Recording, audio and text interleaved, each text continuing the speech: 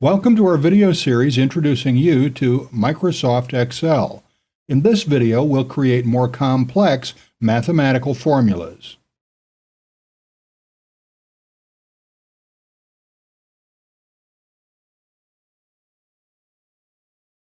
Now let's take the concept of formulas a little further. And this is one reason I suggested putting each part of the formula in brackets, as you'll see.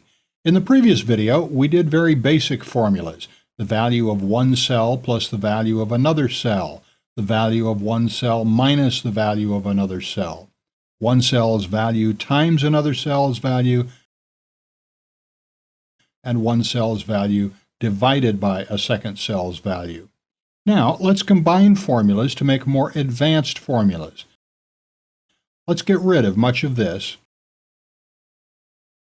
Make a selection and press delete, and it's gone. And select that and delete. And now let's add some more values. Actually, let's remove that from there.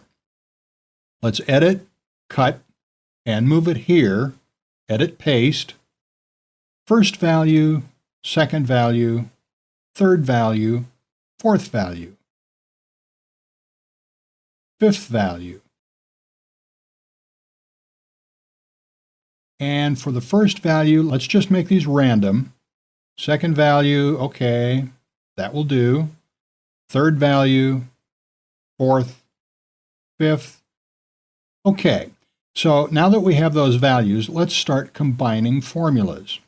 One way we can do this, of course, is to create formulas in different cells. For example, let's add up the first and second value here. So value 1 plus 2. And then all we do is equals bracket B1 plus B2. And closing bracket. Enter, and there we go. Very easy. Then let's do value 3 plus 4 plus 5. Okay, so equals bracket B3 plus B4 plus B5 and closing bracket, enter, and there we go. So we have two values, and then we can add them together. Total equals, and you see you can reference formulas. You can reference the value of formulas within formulas. So this formula here, it gives us our total. It's at B7.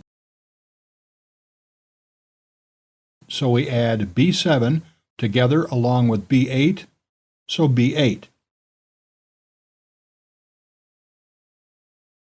So this formula here takes the value here and the value here and adds them together. So you can reference the cells containing formulas within other formulas. So that's one way to make multiple formulas and add them together or subtract them or whatever you wish. But in this quick demonstration, I've done separate formulas within separate cells and merely referenced those formulas within another formula. So that's one way, but it's a little bit, obviously when you work, it's slightly redundant setting up cells and setting up formulas just to make, you could say, just to add values for another formula. This formula here isn't for your own use. It's just for this formula here. You don't really care about the value of 1 and 2, and you don't really care about the value of 3, 4, and 5.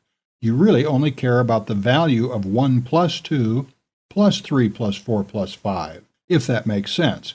So in a way, this is just showing you're working, which is going to clutter up your spreadsheet very quickly and isn't necessary. Obviously, I just wanted to do this for demonstration purposes, but here's a better way to do this, a neater way to do this. First, let's delete this, and you see that the value here goes to 0. And just as a quick side note, this cell here is referencing the values of B7 and B8. And since there's nothing there, it comes to 0, of course. But if I were to type in some text, some random text, and press enter, and it gives you this warning which says, in essence, that it can't be calculated because there's no value there, just text. Let's delete that. Okay, what we'll do here is create a more complicated formula. First of all, I'm going to tell you what I'm going to do. First of all, let's detail right here B1 plus B2 plus B3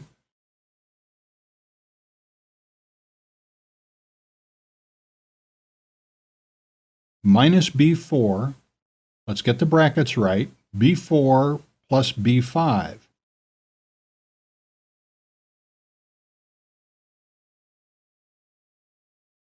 So that's what I'm going to do. I'm going to add up B1, 2, and 3, and I'm also going to add up these two, B4 and B5, and then I'm going to take this total here away from this total here. And we're all going to do that in one formula. Basically, I wanted to spell it out for you here. That's what we're going to do, effectively the syntax of the formula. So let's start from scratch, just delete, and then equals, and in brackets, the first half is B1 plus B2 plus B3, and close brackets. That's the first half. Then minus. And that shows you why it's important to have brackets around each part of the formula, or otherwise the formula it's just better to structure each part of the formula within its own set of brackets. Okay, so minus brackets, B4 plus B5, and closing brackets. So Excel calculates B1, 2, and 3, and calculates B4 and 5, and then takes this total here away from this total here.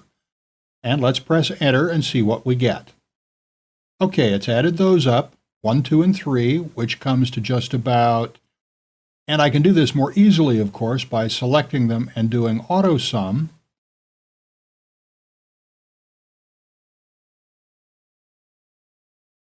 And so it comes to that, 1935.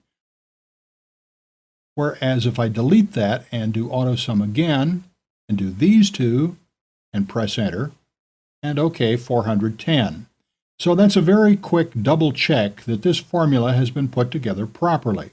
That's right. So effectively, 1900 minus 400 is about 1600. So that all seems as if it came together fine. So that's one more advanced formula. Now let's take things a little further. So what am I going to do this time? Let's say B1. Actually, let's say B1 times B2, and I'm using the little x here just to show that I'm doing a multiplication. Obviously, we'll use an asterisk when we actually create the formula. So B1 times B2 times B3, which will probably give us a pretty big value, minus B4 divided by B5. So that's what we're going to do. So let's delete that and start again. Equals, brackets, B1 times B2 times B3, and let's just press enter now just to see what that comes to.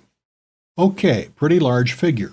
What you can do to just immediately edit is press F2 on the keyboard and it takes you to the editing mode. Okay, so then we're doing minus and brackets, B4 divided by B5, and closing brackets, and enter. And OK, that's what we get. And press F2 again, and there we go, we're in editing mode.